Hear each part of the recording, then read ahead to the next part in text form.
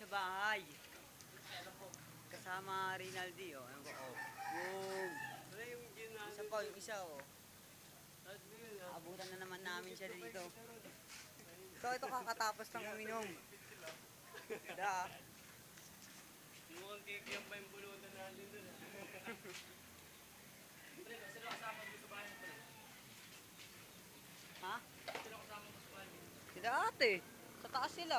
Doon tayo sa baba, eh. Oo, doon tayo sa ano.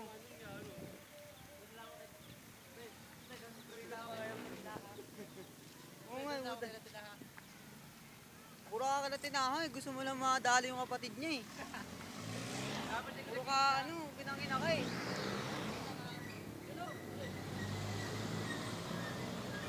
May mga bata.